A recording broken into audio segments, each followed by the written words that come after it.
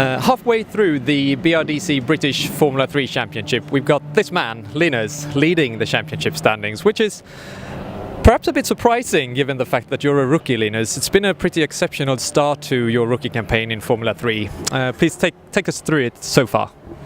Yeah. Like you say, it's been almost a bit surprising, if I'm not going to lie, to be leading the championship at the moment. I mean, considering we are rookies in the championship, we would have been happy to fight for the podiums in the beginning of the season and maybe expect, some race wins by the end of it. But, right now we've won at least one race at every race weekend and, currently leading the championship, which, couldn't ask for a better start. And, I'm very happy with the work that both I've done, personally, but also very happy with the team Double R. They've done a mega job throughout this season so far. Now, speaking about the team, can you maybe go a little bit more in depth about that? Because the start of this season had a really tragic beginning. Could you please describe that emotion that went through the entire Double R racing operation and the way that you managed to fight back, overcoming that tragedy? Yeah, like you say, this season more or less started out the worst way possible, and it was a very tough period, both for me personally, but also for the whole team. And it was a real struggle, and you started to consider what's really going to happen this year. But I think it took time, and it still gets to you sometimes when you think about it. But I think all in all, where everyone in this team right now is doing this for one purpose only, and that's for JJ. And I think we've turned this hopefully into something a bit nicer, and hopefully trying to make it into something more beautiful and something bigger than us. And it's just great to be able to give this one back. And I think the first race, especially at Alton Park, where we won the first race, it was probably my most emotional win I've ever had. So I'm so happy and proud of both me and my team. A tragic loss of JJ, your mechanic, at the beginning of the year. Now 4 rounds completed. That's 12 races at the moment. What's the highlight so far? The wins. No, I would say the highlights are. I would say the highlights are the wins, especially since considering looking back at our wins, we've always had to fight for it. I'm not sure why that is, but it seems like we always had to fight for our wins with close battles with one driver. So it's it's always good when you win those battles. But imagine if we've lost all of those battles and became second. That wouldn't have been so nice. So I would say the best ones are the race wins, and hopefully we'll have more of it. Now, you stepped up from the British Formula 4 Championship last season up into the prestigious British Formula 3 Championship. What's been the biggest step for you to take in this transition?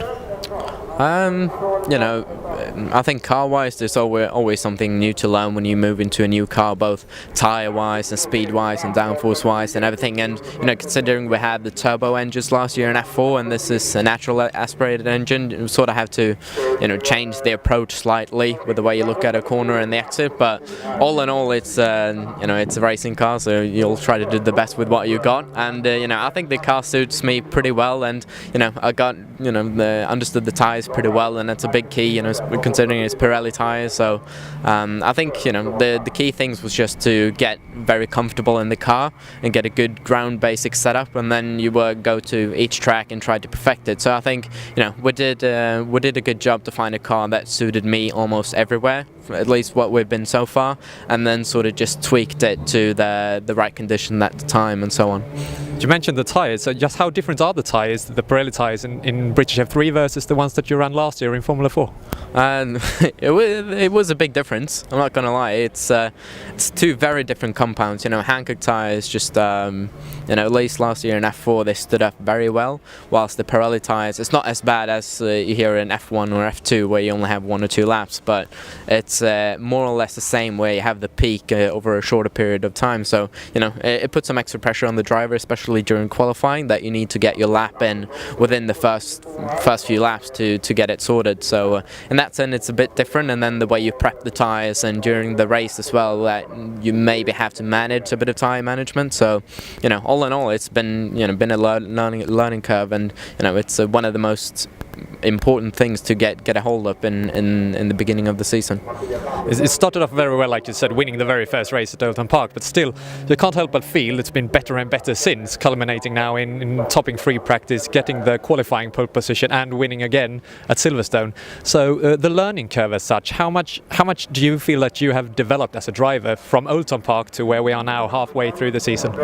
No, I think like you say, you always progress throughout the season, and you always learn something new from every race weekend, and I think that the results might not show it since we won the first race, but I think overall, like you say, we start topping free practices and getting our first real pole position now in the last round of Silverstone. I think both me and the team always learn something new from the weekend, and then we try to implement that next weekend as well. So I've definitely learned as well a bit more racing wise than compared to Oulton Park, since that was more or less my first real test in F3 racing. So you're always learning in the racing sense that, especially race 2 with a full reverse grid, that the risk/reward thing, and I think we've done that pretty well so far. So just looking ahead then, the next round's coming up next month, which is in Spa. Actually the very first round you did in British Formula 3 already when you did that one-off last year. So looking forward to that for a start? Yeah, definitely. I think every driver looks forward to driving at Spa. It's an amazing track, and coming off a weekend like Silverstone, which we did very well, and looking back as well, like you say, I did my first race there last year, so I have a bit of a head start from some of the guys. So that feels good. I'm comfortable with that. And then looking back at the winter test we did there as well was pretty good. So I feel comfortable, and I feel pretty calm as well. I think looking for our season so far, we've done a very good job so far in every weekend. So it's just about doing the same thing and just start to chip away even more, because the other guys will improve as well. So we just need to respond what they're doing and try to keep that one step ahead. At the moment you do hold a bit of a lead, you gotta say, in the championship. I believe it's 56 points at the moment. At what stage do you think you'll start really thinking about the title? The titles, you're always thinking about. That's sort of what gets me going, right? Because I want to get it. But all in all, I feel like it's too early to start to consider, safe in the race and stay in second or third or whatever. You always want to push for the win. But I think what it brings is another element, is that I can just do my thing and do what I've done so far, and just try to improve on those the small areas, and try to make myself better. But it also adds that bit of extra pressure, I guess, on the other guys, because they are the ones that has to do something different to try to challenge us. So yeah, I'm looking forward to it. I don't expect anything but a close fight from them. Well, very best of luck for the rest of the season then. Yeah, thank you very much.